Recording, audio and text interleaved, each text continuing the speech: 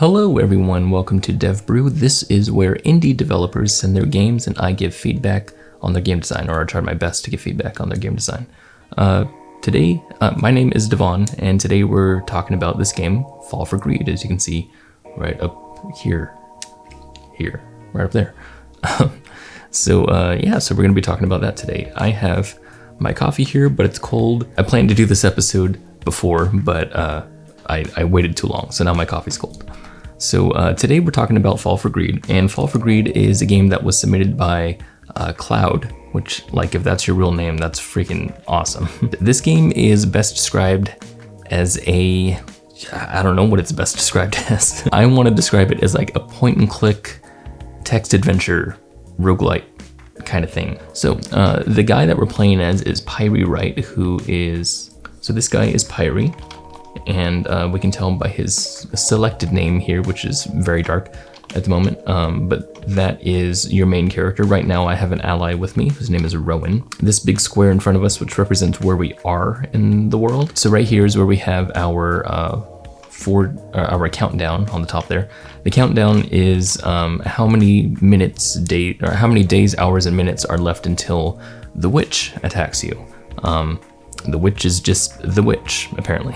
Right here are some of the buttons that you have in order to play the game. We have the wait button, the walk button, the change direction button, and the search button. So all of those things that's how you play the game. Let me show you just like an example of what we're doing here. When you hover over their name, you can see their stats. We have poor focus, awful humor, and poor combat. Oh, and then there's two other icons down there. You can see this is the pray button and the summon witch button. So lots of buttons, and yeah, you just kind of have to figure them out for yourself. So let's see some example gameplay here. This is a video recording of it, and I didn't get the very first time that I played it because I think I streamed it. You can find the stream there. That's where I usually play games for the first time for Dev Brew.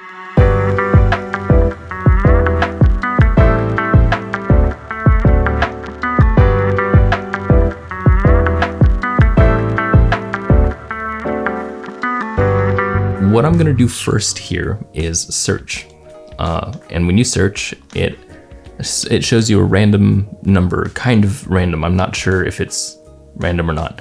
Anyway, it says right here you've searched 26 minutes, and it tells me what I found. I found shiitake mushrooms, and then I can do what I want from there. I can collect the mushrooms, so that's what I did. I've acquired shiitake mushrooms, and that's basically how the I guess you could say the cadence of the game goes continuously. You click on a button, it generates something random, and then you respond to that randomness. And that goes for walking, that goes for combat, it's all kinds of stuff. The combat mechanic is really cool, but for example, right there, I just walked for about 3 hours, and now I've searched for 52 minutes. All of these things I think they're random numbers.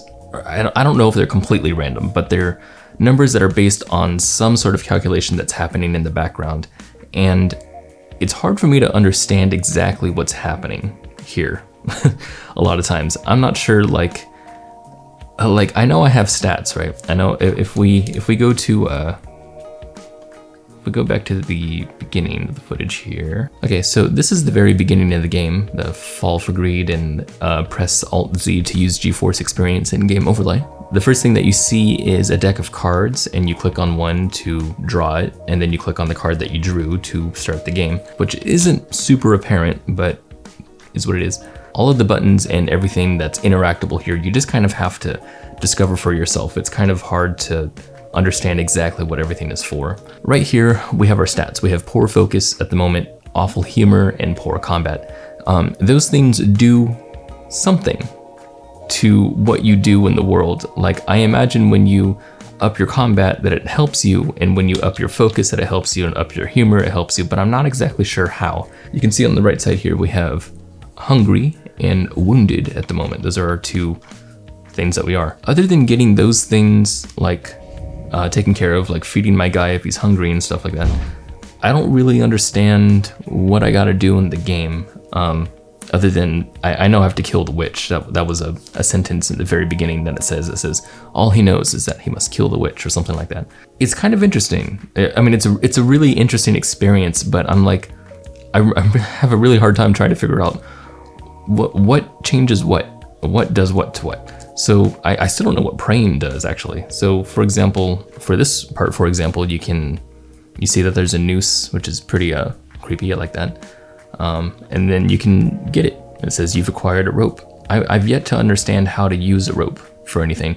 You can't just use items in here. You kind of have to, you have to click on them, and then there's contextual buttons after that. And then there's things like this where, if you search enough times, then you improve your focus. And you can do that with other people too, once you get allies. But I'm not sure what the focus does. I don't know if it makes you able to acquire better items or more items, or search more times or search for less time. I'm not exactly sure. I'm not exactly sure what I'm supposed to be doing really. So I was pretty confused throughout this whole thing, and it's not to say that that's a bad thing. It's just something that I personally experienced. So this is Rowan Smith, one of the NPCs in here, but you have two buttons down there, and it's converse or fight. At this point, I've talked with him several times and understood that when I get him onto my team, that I have to look for more resources and stuff, and that was taking too much time. So I figured, the only other thing that I can do here is combat, so I'm gonna try to fight him. So the combat mechanic is really interesting. So there's, it's a 3-cup game, one of those games. And what's really cool is that heart underneath it. That is so dope. I love that heart right there. That is so cool. What happens is the heart is hid underneath the cup, and then it switches around. And then you gotta find it. Pretty easy to understand combat-wise. And you would think that something like this would scale up, depending on the kind of enemy that you're fighting. So you would think that they would move faster if you have a stronger enemy. But it doesn't seem to always be that way. This basically acts as an RPG, but without meters, without you being able to see any of the progress that you've made. So, I mean, you have stats there in the beginning that say poor combat, weak focus or something like that. And you can increase those, but you can only check them. You can only go to the menu and check them every now and then. There's not like a level that you have. So what's kind of strange about this is, say like this spider here, right? When I fight the spider, I think my combat has gone up by now, but I'm not sure. But it looks to move the same amount, like all these cups. And what's weird is that when my combat goes up, I feel like I should be getting better at combat. So maybe the cups should slow down for me, but I'm not sure if that's the way it works. And the thing is, I've never been able to figure that kind of stuff out here. I've never been able to figure out how I can change the world. And that's what's kind of weird about this whole thing is, there's certainly rules that exist within this universe, and it formulates a game and it works, but I don't really understand how I'm changing the world at any given time. I'm not sure what to do in order to defeat the witch. I have defeated the witch, and I think I defeated her by luck, and I wouldn't know. Another one of these weird things. So after the cups shuffle, you can still peek underneath them afterwards, which I think is kind of silly. Like, why would you be able to do that? Is that your combat skill going up? The thing is, I don't know. There's a lot of these things that happen. For example, there's different flowers that you can eat that, do different things to you, but I don't know exactly what they are. So the only thing that I've been able to put together thus far is that there's a flower called a lodge or something like that, or log, that heals you. And I know, like right here, this is an Indera, or whatever it's called, that says a plant known as an antidote to any poison. And I've yet to have poison happen to me. I've yet to be poisoned. I think, I don't know, because I might be looking at it wrong. Maybe when the person vomits, that's when they're poisoned, because I've seen my guy vomit before, but does that mean he's poisoned? I don't know. So there's a lot of things like that in here that are just kind of unclear. So right here is the lodge plant, and it says a plant with a strange smell, but when you pick it up, you can use it to heal yourself. But it doesn't say that in its description, much like the other one said with the poison. So I thought that was kind of strange. If you search enough times, then you can improve your focus. Like right here, it says Pyrite has improved his focus, and I'm not sure what that means. Does that mean that I get better items? I have great focus now. So does that mean that I can search more? This is another thing I did not understand. When you see this, it's a wanderer, and he offers you an artifact for half of your health. And I didn't know this, but there's this button right up here, right next to your name. If you click on artifact, then it shows you an inventory of your artifacts you've collected. And I didn't know that. I thought that like the fact that it has it just says artifact with a little line underneath it, I wasn't sure what that was. So what's weird is that if you do get an artifact from this person, it doesn't go into your inventory, it goes into your artifact inventory, which again I felt was strange because I didn't feel like that was communicated. So right here I acquired the Fallen King's Chalice Cup, and that was actually the first time that I found out. And right there you can see that I'm looking for it in my inventory, and I have no idea where it is. Another thing is this flower, the Nilon or whatever. It says a flower with a stingy smell filled with strength and rage. That sounds exciting, and it even looks kind of like a flame almost at the top there. But I don't think it does anything. The reason why I just kept searching is because I have taken that flower before and I've done stuff with it. Like if I hold it, it doesn't do anything. If I eat it, it seems like I just get poisoned, or I just start vomiting or something. It doesn't seem to heal. I don't really know what it does. That goes with a lot of things in here. There's tiny cucumbers that you can eat that don't seem to do anything but get you sick. There's also a mushroom called, that's a white mushroom of some sort. That also I don't know what it is, and all it does is get you sick. So I'm not sure what the purpose of those are. Are they just there to get you sick? There's also these little things here that says Pyrite is talking to himself. I don't know if that's important or not. The thing is, like, everything that is displayed as information to the player is displayed in the same manner, which is that little center, part of text right there. And they all seem equally important because of that. So right here it says you have inquired Endera. I'm like, cool, okay. But when it also says Pyrite is talking to himself, I'm thinking, okay, is that important? I've searched for 32 minutes. I found a lodge. Pyrite's talking to himself. Like, does that mean something? Another thing that I don't think was explained, and is kind of hard to intuit, very hard to intuit, is this right here. This is a card, and the tarot cards, I think they're tarot cards. Tarot cards are usually used to read the future or to read the events in someone's life or something like that. Anyway, but these cards, they have an effect on gameplay, and I know this because after playing the game over and over and over, I found that the Fool card makes it so that when you're in combat with someone, the cups don't align properly. Like if you click on a cup, then it switches with a different cup. And that's what the Fool card does. But I had no idea it was the card. I had to figure it out. I had to research it.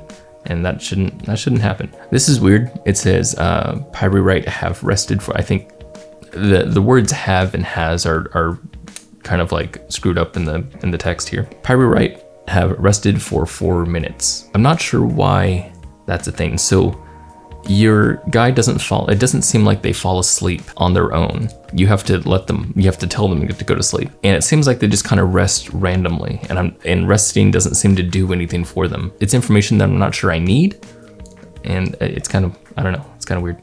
Okay, so you can see here that I have fair combat. And when we go a little bit forward here in our gameplay, you can see that I run into a goblin, I think, or something like that. And I go to fight him, and this is what happens. What? Like, why does it move that fast? Is he a much higher level than I am? And I wouldn't know because it doesn't say. So right here, I'm fighting a snake, and I have good combat, and it moves really fast. So I'm not sure if that means I can get things wrong now, a lot more because they're moving so fast. So I just guessed on those. There's something else that happens here, and it says right here, when you're in the fields, I think it says Pyrite has noticed something.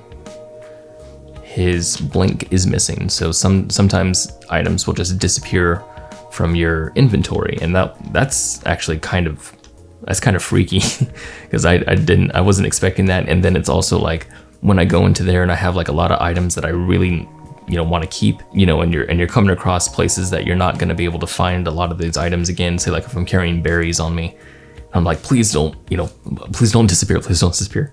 I think that's a really, really good thing to do in the game. I thought that was really cool. I don't really know if it's attached to a certain place or not, why it happens. There's a lot of things in this game that I don't know why they happen, and I feel like I need to in order to build a skill and in order to keep playing the game. The game feels very mysterious in a good way and a bad way.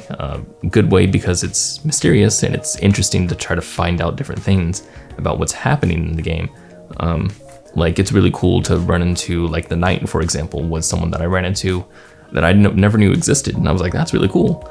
But when it comes to trying to do stuff, when it comes to actually trying to apply yourself to the game and try to win or try to do stuff, try to do anything, it's hard because you don't know why you do what you do. There's things like this. So I just found out at this moment in my gameplay that I had the artifact, and there's only one thing you can do with it, and it's break it. And after you break it, there's nothing you can do after that. So I'm not sure what that's supposed to do. I'm not exactly sure how to beat the witch. I did beat the witch, but I beat it, I think, on luck. Okay, so something that happens is when you fight the witch, this is what the witch is, and you try to fight her, and this is what happens with the cups right here. They just move crazy fast. Now, there's something that you can do. You can peek under the cups, but when you're fighting the witch, whenever you peek under the cups, you can't see anything under there. So I don't know if that's just because she's the witch and she's all powerful and blocks you from doing stuff like that. I don't know what anything does. So I'm just going to talk about a little bit of the, I guess, visual design stuff, since I've kind of just beat a dead horse talking about all the other stuff that it just didn't make sense to me. Yeah, so some of the visual stuff I wanted to talk about was just kind of basic, but like the artifacts right there, I'm not sure why we have a whole separate thing for artifact, like a whole separate word, and why it's a word and not a button. The fact that inventory doesn't have a button, but that you click on your person in order to get the inventory is a little bit weird to me. I know the relationship there. You have Pyrite, and you click on that and you get the inventory. So it makes sense, theoretically. It took me quite a long time to try to figure out what that word was. I mean, like, what it was there for. Like, it seemed like the line underneath artifact, meant that it was the title of the section. That's what it seemed like, and it seemed like it was unclickable at first. So that's just where I'm coming from. Another weird thing was that Pyrite is this guy that you're playing as, but you can die in the game, and you can continue to play as whoever was on your team. But I thought it was kind of weird because, like, whoever's on your team, say like Rowan, for example, doesn't seem like he has anything he personally wants. Like, he doesn't want to kill the witch. I feel like Pyri wants to kill the witch. It says right there, he's a cursed man that has lost his home, wife, and son. I feel like that's, I don't know, he needs to kill the witch for some reason. I do want to talk about some of the stuff I really like in this, because there is a lot to like in this game. I really like the really obvious way of showing the person, what they've selected. So it is a monochromatic game, just white and black. And that's so limited. You would be like, what is it? How would you use colors in a way that would make sense to the player? And right here is a good way. It's a simple low opacity, and when a person hovers over a button, they can see that they're selecting that button. So I thought that was really good. I'm not sure I like the question mark right here being a button that you can click on, because it's not obvious, but I do like when you put your cursor over it, I think it changes, which is really cool. I really like the sound design in the game, and I like that you can click through these titles that come up in order to skip them if you want. That is pretty much all I have to say about this game. Thank you so much, Cloud, for submitting this game. I've never seen a game like this, so it's pretty cool. If you have a game that you want to see me do this to, submit it. There is a link in the description that you can submit your game to, and I'll take a look at it, and if it's something that I feel like I want to talk about, then I'll talk about it. And if not, then I'll say sorry. I don't want to talk about it. Please join us in the Discord, because we talk about games all the time over there, and it's a fun place. So join us. There's a link in the description. And then, you know, other stuff. Patreon. Support me on Patreon. Anyway, I would drink more coffee, but it's too late in the day. Anyway, I'm really tired actually. I could use some coffee.